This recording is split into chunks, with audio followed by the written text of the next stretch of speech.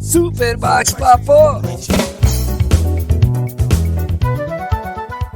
Quer dizer, além da luta contra o racismo estrutural, que você falou muito bem, ainda tem um embate com essas pessoas. Como é que é isso? Eu queria saber como é que a gente trava essa luta, essa batalha, né?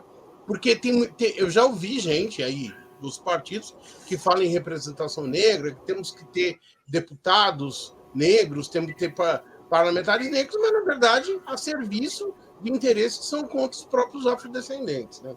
E saber como enfrentar isso. Não tem nenhuma forma, né? Só colocando a discussão. Exato. Bom, a gente quando pensa a referência populacional do país, nós falamos em 56% da população negra, né? Quando a gente fala em 56% da população negra, nós estamos falando de uma diversidade de pessoas muito grande.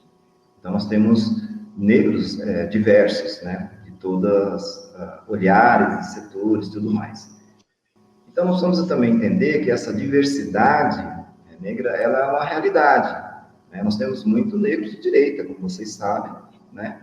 Se é que a gente pode taxar assim, né? Eu não tenho gostado muito dessa polarização direita e esquerda, tá? Eu acho que a gente deveria ter, pelo menos, um espaço muito maior do que só essa polarização. Mas, quer queira ou quer não queira, nós temos, né, essas representações, sim, por várias razões, às vezes também por situações em que se encontram.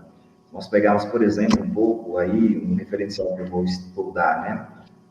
As religiões, principalmente pentecostais, evangélicas, que são religiões que têm tido um alinhamento bastante conservador, são igrejas que têm uma maioria de pessoas negras, né? É um fato. E isso, de certa forma, tem influenciado muito nesse discurso oportunista da direita, porque deixou de discutir os problemas elementares brasileiros para poder discutir coisas de costumes, que é o que toca, infelizmente, as pessoas, tem trazido a pauta de costume para a pauta política, uma jogada que eu diria que está gerando muita influência, né? E, dentro disso, as igrejas têm trabalhado muito essa população, né? Uma boa parte de pessoas negras. Então, nós precisamos estar muito atento a isso. E por isso que, quando eu digo nós falamos 56%, nós estamos falando 56% que também inclui essas pessoas.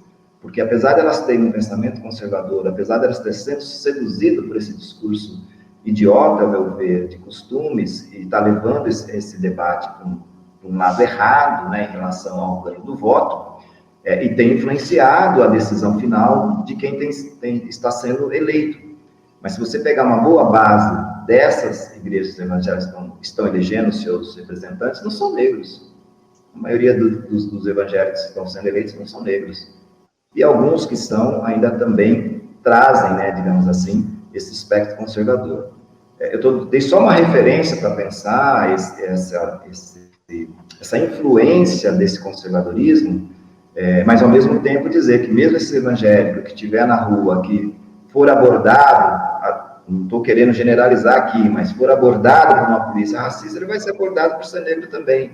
Claro. E aí, não interessa que ele é evangélico, ele é conservador, que ele até supostamente direito. Não interessa que ele tenha votado num branco, né? Ele vai tomar um enquadro como qualquer um, né?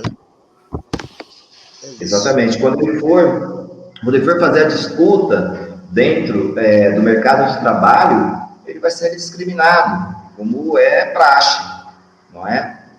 Então, é um trabalho muito difícil, eu diria, ser político negro,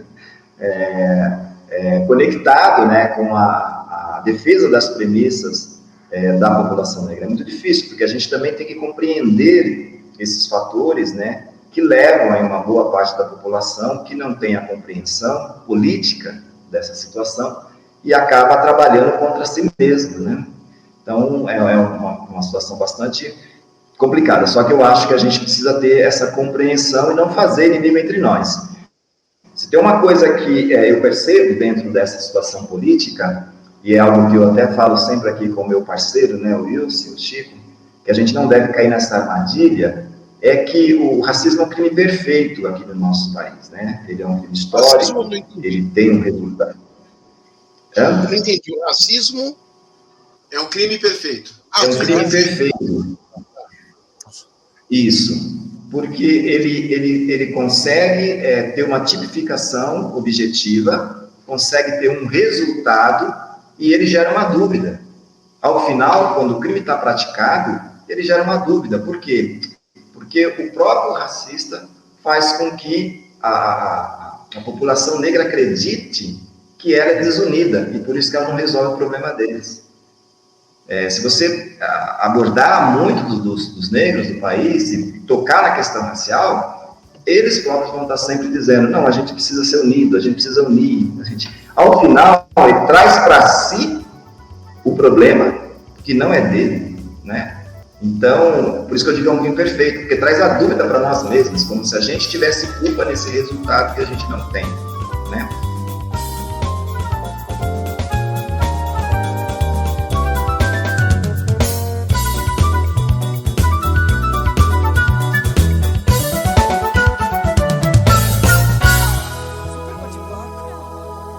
Super bate-papo.